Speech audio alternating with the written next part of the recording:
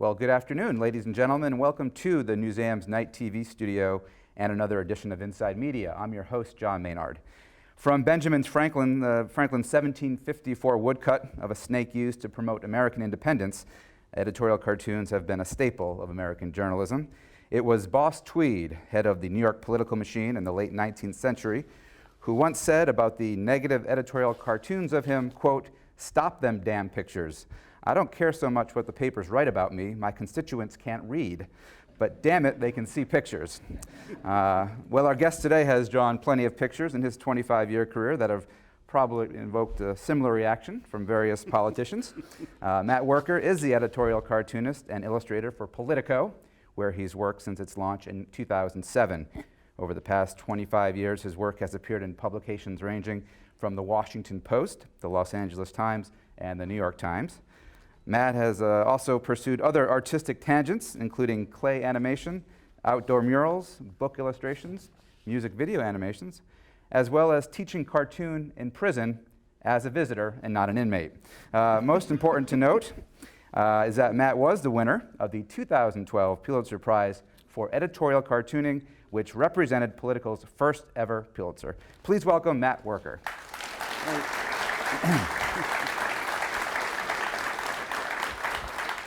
Well, Matt, first of all, congratulations on the Pulitzer.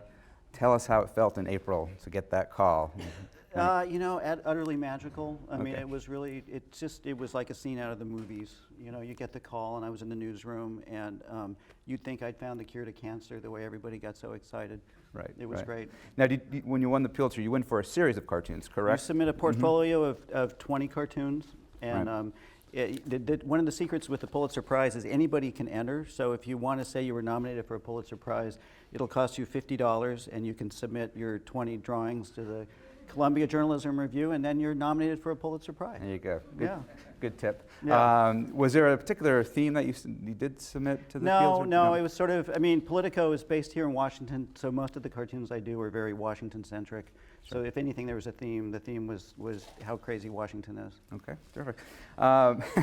Let's walk us through the process that you go through, how an idea becomes a drawing. When's your deadline? When do you feel the panic that you have to produce? The panic is about 10:30 in the morning. Okay. My deadline is 2 in the afternoon. It's a weird process for a cartoonist. I mean, a lot of it is reading and ingesting a lot of media.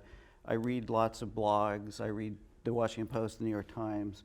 And then there's a little part of your brain that sort of has to grind away and try to find the edges of something that will make a good cartoon. Mm-hmm. And it's really, a lot of it's sort of a subconscious process. And the best cartoons are cartoons that your subconscious brain has sort of figured out and says, oh, it's Obama on a high dive jumping into a pool, and you go, oh, that's the metaphor. Mm-hmm. And other times you have to draw it 20 different times and turn it upside down and all that kind of stuff. Has a cartoon ever been nixed by one of your editors? All the time. All the time. Okay. All the time. Can you give us maybe an example that you'd want to share with us? No, none for this crowd. Okay. No. I gave it a shot. Yeah. Tell me about the cartoons that will generate more reaction from readers, from people on the Politico website. In terms of the comments or being tweeted or whatnot. There's certain topics that are naturally hot button issues, and people respond. I mean, in the olden days, I've been doing this. The first cartoons I was drawing were when Jimmy Carter was president, when I first got out of college. And back then, if you were mad about a cartoon, you'd have to sit down, type out a letter to the editor, spend a postage stamp, mail it to the newspaper. These days, most websites and newspapers have the comment section. So the comments are fast and furious, and it doesn't even cost you 45 cents. So, you immediately get hit with lots of commentary, and everybody's writing letters to the editor. And, if you're doing something about Israel, abortion, the Pentagon budget, you're going to get letters. Right, absolutely. Yeah. You mentioned your early days drawing Carter, but I understand you first started drawing in 7th grade at, if I get this right, Malaga Cove Intermediate School in Southern California. Yep. Outside of Los Angeles. Remember some of your 7th grade editorials? Were they school oriented, or were you? Oh, they were really bad. They were really bad. Yeah. I don't want to bring those up, but I do. One of the nice things about winning the Pulitzer was I actually got a letter from Mrs. Gopert, my 8th grade journalism teacher, who was very, very proud of me. That's nice. So, that's yeah, nice. that was great. That was during Watergate, though, right? It was during Watergate. Yeah. And actually, one of the early formative influences on my cartooning was a guy named Paul Conrad, who was the cartoonist for the LA Times, starting in about 1965, I think. And Conrad had the distinction of being the only cartoonist to make Nixon's enemies list. Wow. And yeah, he was somebody who I actually got to meet because my mother was in the League of Women Voters with his wife, and I would take cartoons over to his house and show him these little sophomoric 9th grade, 10th grade cartoons, and he'd sort of go, yeah, you got something there, stick with it, kid, but read more. Right. Was his main thing. Right. I want to get to your presentation in just a moment, but okay. Strictly as a cartoonist, who do you want to win the 2012 presidential election? Who's more fun to draw? You've certainly done. We see Obama, and well, I mean. And was anyone you were disappointed to see lose in the primary? Cartoonists are conflicted about politics. There's the stuff that's sort of good for the country, and then there's the stuff that's good for the cartoonists. Right. And for instance, in that last cartoon, I mean, if Newt Gingrich was elected president of the United States, the next 4 years would be very easy. Very, very easy. Right. Okay. So does that answer your question? Pretty much. We might have a follow-up on that. But okay. Well, listen, I'm going to get off the stage right now, and we have Nate in our back is going to set up the PowerPoint. Great. I'm going to turn it over to Matt. He'll be about 15, 20 minutes. Something like that. And then after that, I'll come back on stage, and hopefully we have some questions from the audience. So great. Go to it. Okay. What I wanted to talk about today is I wanted to talk a little bit, as a cartoonist, I wanted to talk about what it is about cartoons that seem to get to people. I mean, if you noticed, about 5-6 years ago, there was that big Danish cartoon controversy where some Danish cartoons sparked a lot of riots across the Middle East, and a lot of people got hurt and killed, and people were very, very upset. And it's a testament to the strange, unique power of editorial cartooning. And we've been around the media landscape, as you see here, for a couple million years. And I have a theory about this, and it gets down to sort of brain science and also evolution. I think that there's something about cartooning that involves the way our brains work. So this is a human brain, right? So this is called the frontal lobe, right? You remember this from high school, anybody? And then this is the frontal lobe is where we do our thinking. And then there's a part of the brain science has evolved. This is the lower brain stem that goes down into our spinal cord and everything. And back in this part of the brain is an area of the brain that scientists, this part is real, have identified, and this is called the amygdala. This is real science, even though it's coming from a cartoonist. And my theory is that right next to the amygdala, which is where when you get angry, that's where it starts in your brain, there's a thing right down here called the cartoonula. And the cartoonula presses right here on the amygdala. And I think that it has this sort of unique effect on people. I mean, there is something really strange about cartooning, because you think about all the things that different columnists and bloggers write and stuff like that, and they've never really sparked a big riot or anything. But for some reason, the Danish cartoons did. And part of it, that is brain science. And then part of it is this sort of unique place that cartoonists have inhabited in the media landscape. If you think about the media landscape, just think about what the media is. I mean, the media is how we communicate and talk to one another and stuff. So for a really, really long time, we didn't even have spoken language, right? And there were just these cavemen sitting there drawing on caves. But they were the first cartoonists. And what I do is not that far removed from those guys. So our brains spent millions of years just sort of processing simple visual information. This was really good for cartoonists. And then some idiot had to come along and invent the printing press. And so then we had to share the media space with other kinds of media. And there was the printing press, and then the old town crier guy would sort of walk through town and yell and stuff. So we could adapt. We had to sort of share the media space, and that worked for a few centuries.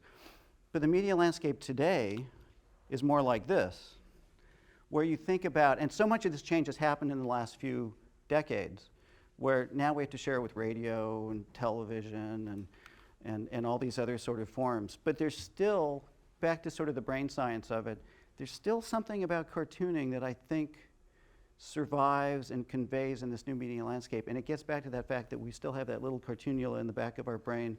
And it still has a unique effect on people. There we go. Here's a little cartoon I did about the Danish cartoon controversy. If you can't read it in the back, he's saying, "We're clearly not murdering enough of them to make them stop calling us homicidal maniacs." And the other guy's going, "We'll show them." So back to our brains. The other thing that cartoonists have an advantage of in sort of the media landscape is so much of American politics happens on kind of a cartoonish level. I mean, if this is like, if you were to look at the way our brains are dealing with presidential politics right now, you'd see that we basically process things either as sort of patriotic pablum or smears, rumor, and innuendo. I mean, the political dialogue has gotten really split, where either there are these really syrupy TV commercials and stuff like that, or there are these really hideous, grainy, scary attack ads and stuff, and not much in between. There's a small area remaining in the middle for rational consideration of actual issues. So here we are, and it's 2012, and the media continues to evolve. This is Uncle Sam. This is sort of an image. My favorite kind of cartoons are cartoons that don't have a whole lot of verbiage, a lot of words. So this is Uncle Sam watching the news, and it says media inputs, snark, bile, hysteria. They're all plugged in, but someone's disconnected facts. And one of the things that, I mean, I wanted to talk about the media since we're all here in the museum today.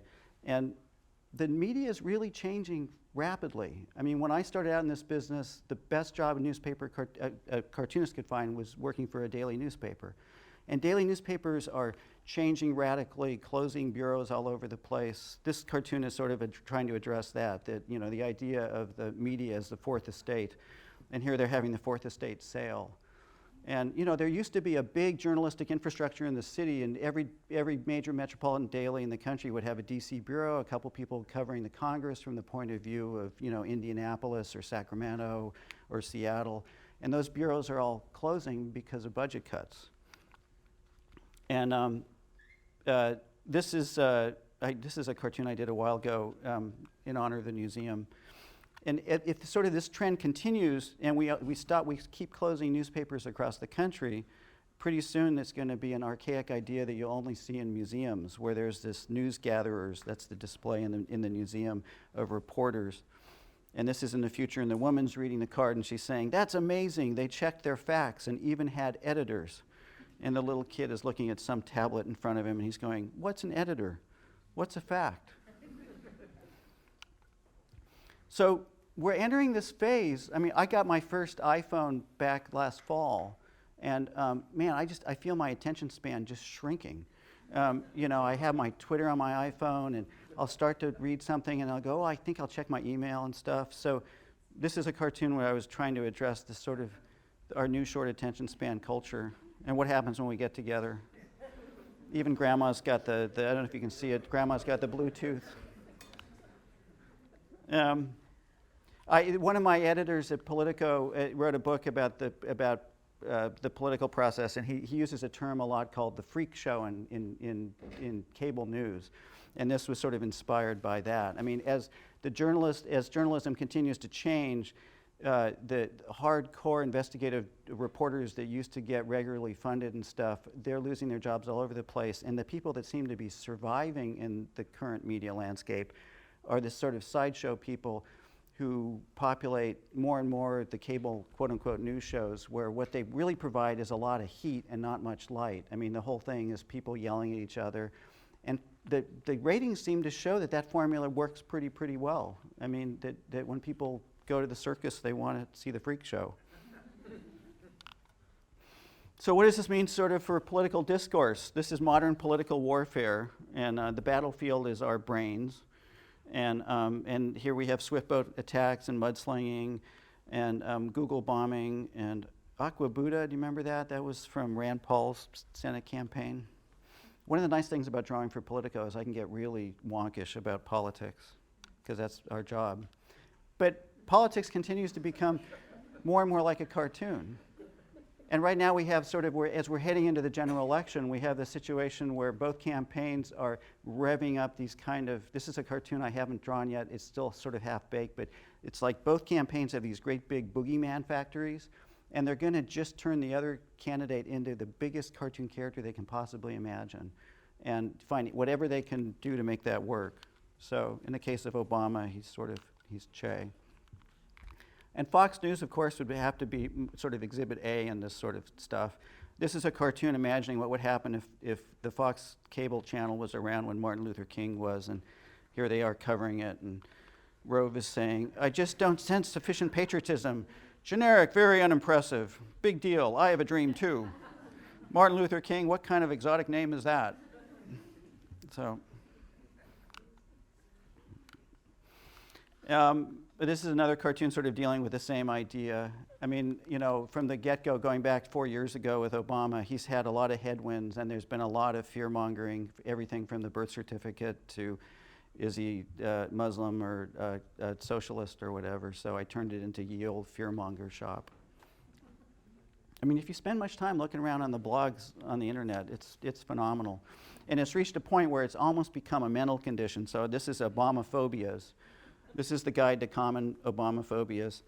And there's birther mania, and there's socialist anxiety, and then Glenn Beck, of course, has Beckhausen syndrome.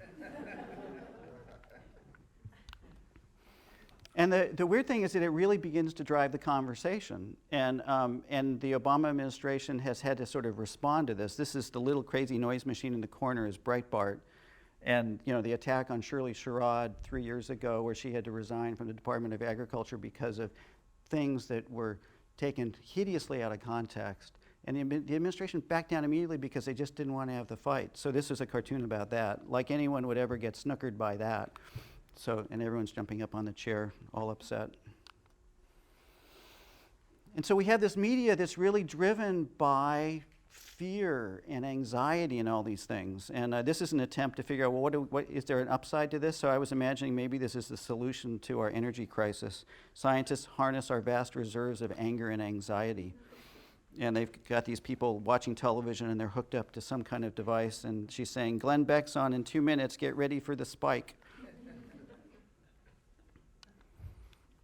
And I think that one of the things that you notice is that if we spend all of our time revved up in this level of extreme anxiety, you end up not having any outrage left. You're sort of all spent. And I think that again, that's bad for our politics, because I think that you end up with sort of an outrage fatigue. And then the other side of it is you also end up with a situation where we really do need sort of clear, calm information. It makes you really miss the old days of Walter Cronkite. You know, when the avian flu rumors start spreading, it's really hard to sort out the noise from the info. And global warming is another one of those things where can't we just sort of be calm and rational about it?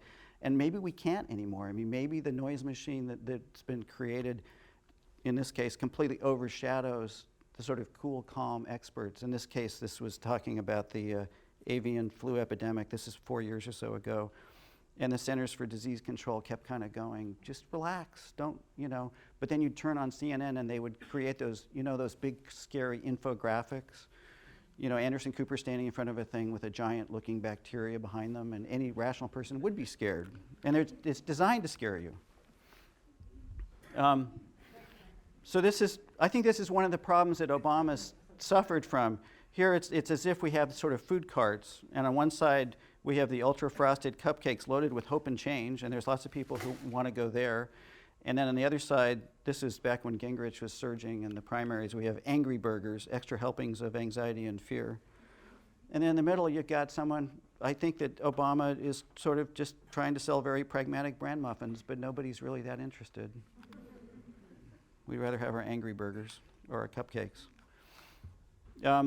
Again, this is another attempt to play with this idea. This is Obama's media caricature dolls.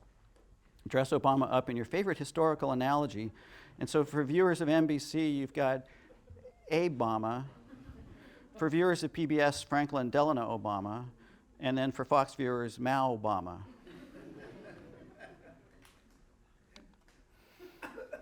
And in sort of a final cartoon, I just, with all this noise and all this anxiety and all of these new forms of media that they're inventing all the time, it makes it very hard to learn from history. So this is something I did about the Iraq War. History continues to try to teach us, those that don't know history are bound to repeat it. And Uncle Sam's having a hard time remembering that. And he's writing on the chalkboard, beware of foreign entanglements, beware of foreign entanglements.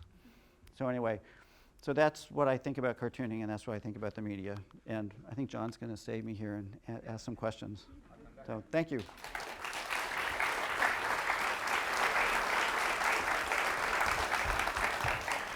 Thank you, Matt. And we do want to hear from audience members, so if you want to, we have mics right here lined up. I do want to ask you, Matt, in case people here, most of you I'm sure are familiar with Politico, but tell us a little bit about Politico. It's been around since 2007. Yep, we launched in 2007. We actually are a free newspaper here in Washington, and then we have a website that anybody on the internet can view. And we've grown like crazy. We were 30 people working in a newsroom 5.5 years ago, and now we're about 200 people. And we are like ESPN is to sports, Politico is to politics, is what one of my bosses likes to say. We are all politics all the time, and we are nonpartisan. I'm in a unique position as the cartoonist in that, like a columnist, I get to have my own political opinions.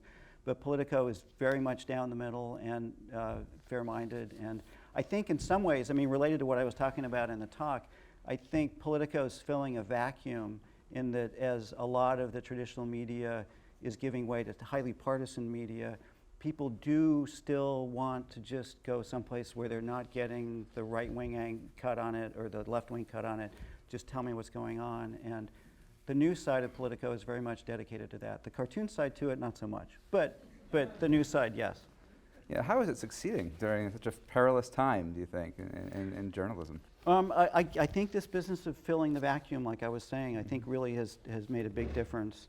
And the sad part of it is that just over here, just a few blocks away, is the National Press Club. And it's a big building, and there used to be all of these bureaus. You'd go in there, and there were maybe 5 stories of different bureaus, like I was saying, from all of these regional newspapers, and they would send reporters to cover Washington.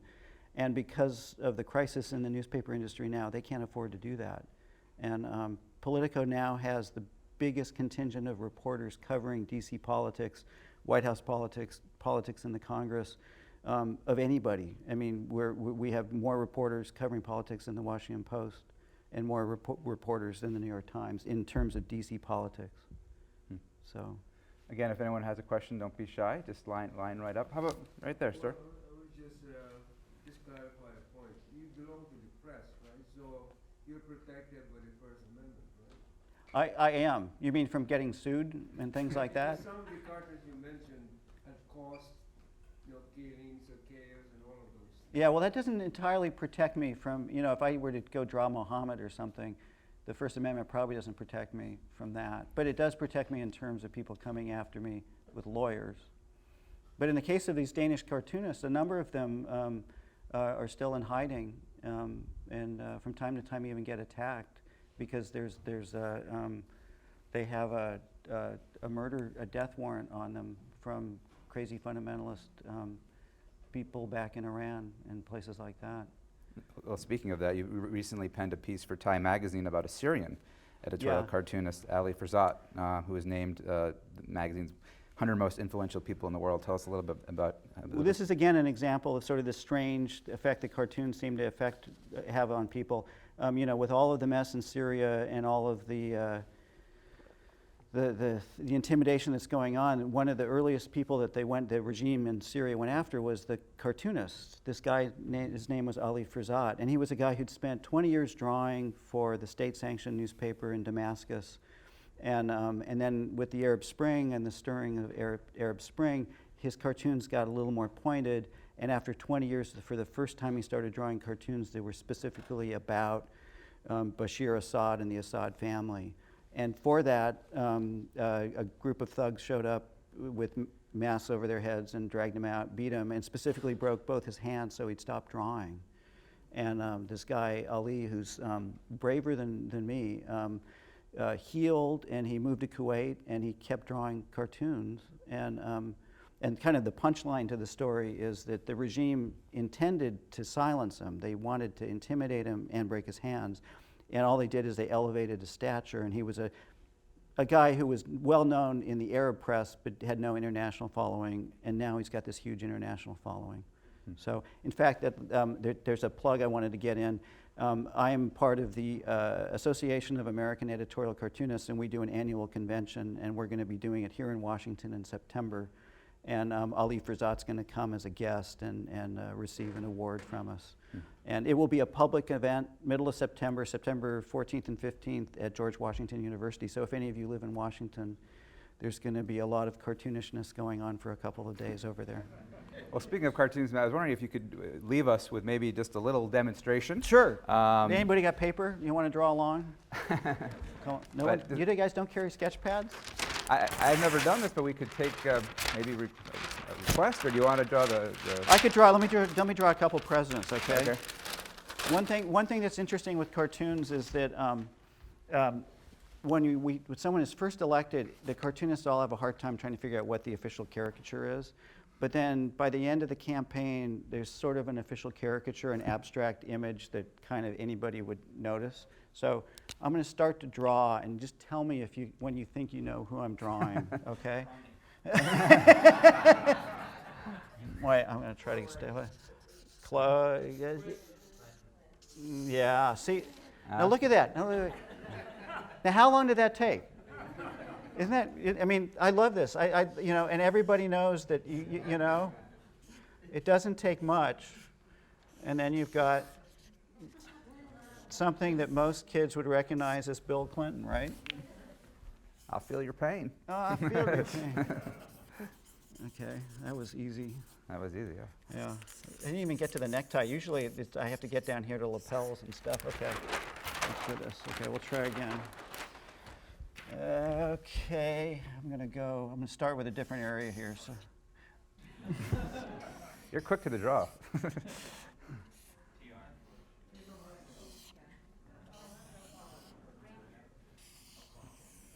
Oh, I'm a failure as a cartoonist. There you go. Which one? Which one? 43.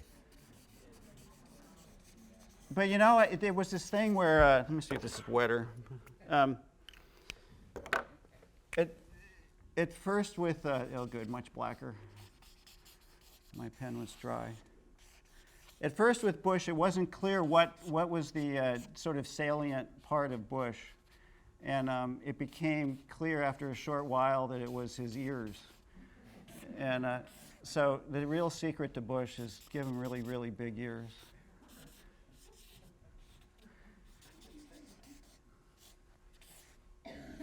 I didn't mean to make him look so sad.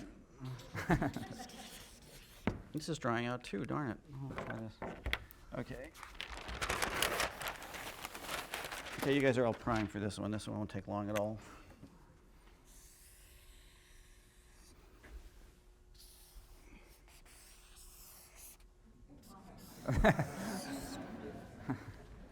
Isn't that weird? Isn't that?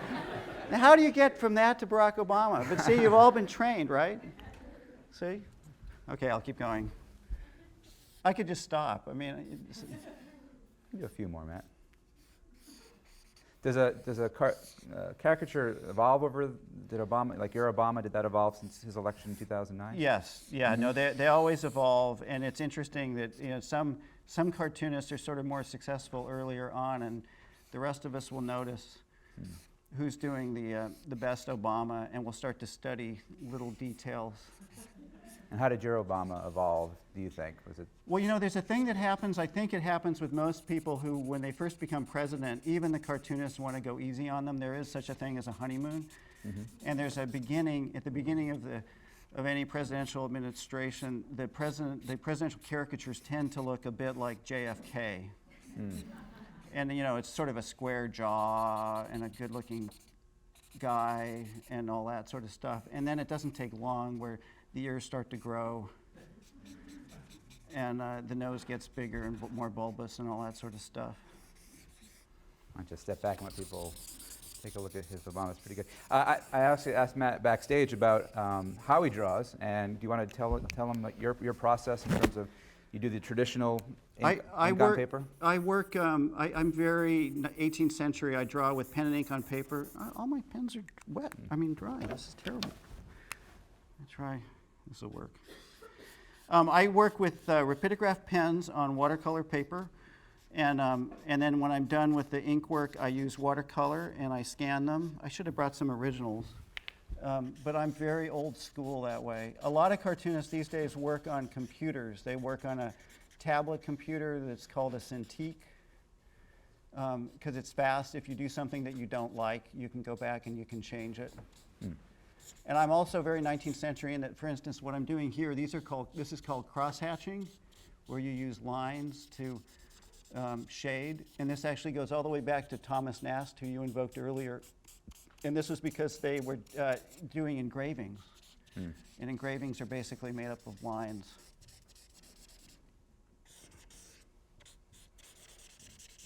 I'm about to run out of ink. So anyway. Excellent. You have time for... Any other questions? Oh, yes? Go ahead. How did you develop your style? How did you develop your style?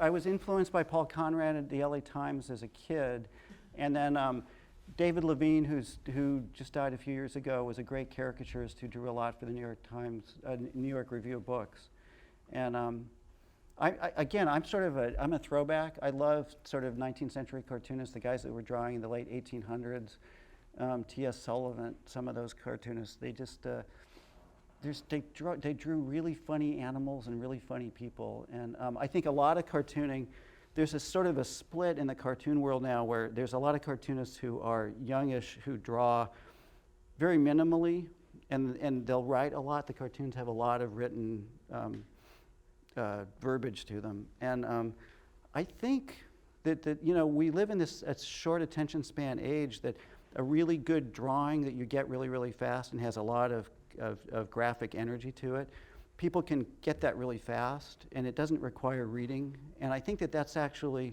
going to come back.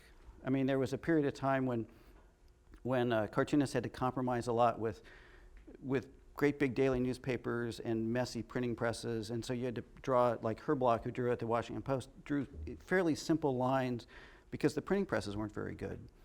And now, I mean, my main audience is online, and I can do very detailed stuff with lots of color and everything like that, and it looks great on an iPad, it looks great on a computer. So we're kind of going back to a 19th century thing where a lot of drawing and a lot of graphic creativity can really shine.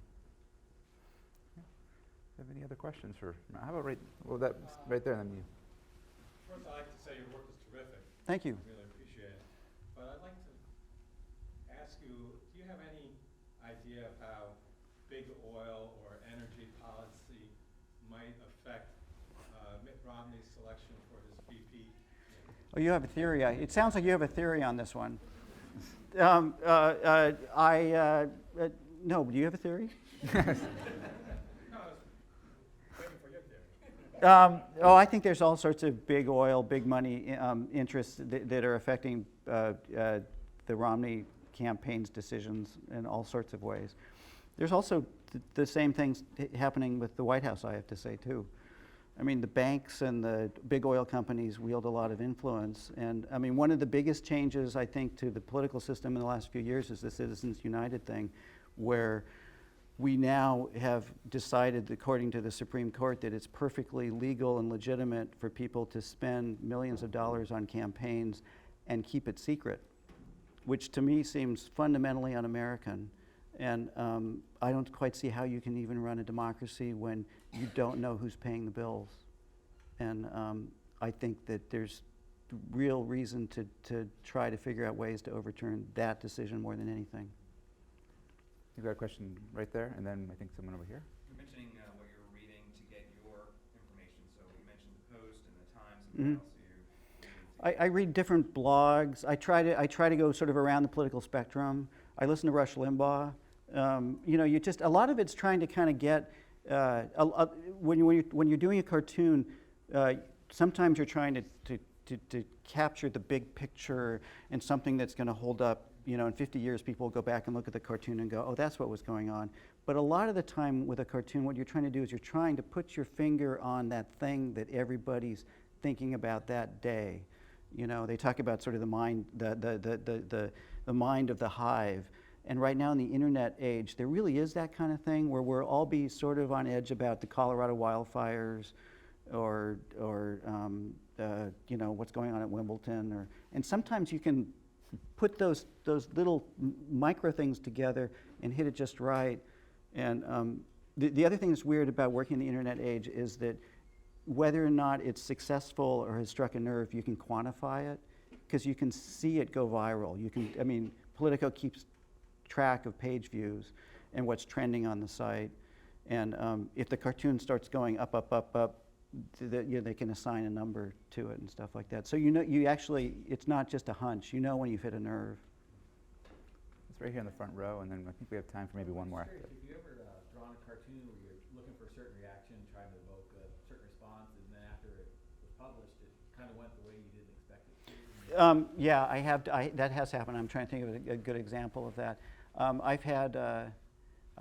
did a cartoon about Bill Clinton when Clinton was president that got picked up actually by Rush Limbaugh when he had a TV show, and he took it entirely a different way. And it was, I mean, in some ways that's okay. It doesn't bother me that much. And it's interesting to do cartoons that are a little ambiguous. They're a little bit like a Rorschach test, you know, the ink blot test, where people can kind of see what they want to see. And that does happen. I wasn't that happy about the Rush Limbaugh thing, but. That's good. Well, we're going to put that young lady right up there. Yeah. Thank you. That's so nice of you. Thank you. Yeah, I think we had one last one up there in the orange chair. Then Yeah. I'm sure Matt will be also be able to talk after the program. Sure, absolutely. Yeah. Go ahead, sir. How hard is it to draw multiple sides of an issue in one cartoon? That's almost impossible, I think, and I think it's actually something that most cartoonists wouldn't even try to do. I mean, I'm different than a reporter in that I don't need to be fair and balanced. I'm more like a columnist in that I have a political point of view, and my cartoon is where I get to express it. And I like to think I'm fair-minded, but I certainly am biased. And that's part of my job. I mean, it's really my job description. So, and people get a little confused about this. I mean, you see it in the comment section in Politico where people sort of go, aha, look, Politico's got this liberal guy drawing cartoons. And it's sort of like looking at the newspaper in the editorial pages. That's a different zone. And to get back to my little journalistic lecture thing, in the old days, that was a clear distinction. I mean, when I was a kid growing up, when you read the newspaper, you were in the news section, and then when you'd open the editorial pages, you were in the opinion section, and there was a wall between the two, and it was clear, like, this is what this guy thinks, and he can say anything he wants. He doesn't even have to fact check it, because he's an opinion monger. And these days on cable news, there's no distinction whatsoever, you know, and I think it's a disservice, and I think a lot, especially the younger generation that didn't grow up in the era of sort of separated media, they don't even look for it anymore. They don't distinguish between something that George Will said in a column and something that's reported in the news section and fact-checked by editors because it's a news item, and that's a shame. We're going to leave it at that. I want to thank Matt Wuerker, 2012 Pulitzer Prize winner. Thank you.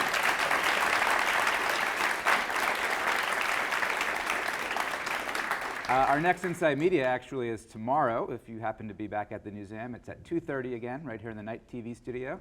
The guest is USA Today sports columnist Christine Brennan, and she's going to preview the Olympics and talk about other sports-related issues. So thank you for joining us here today.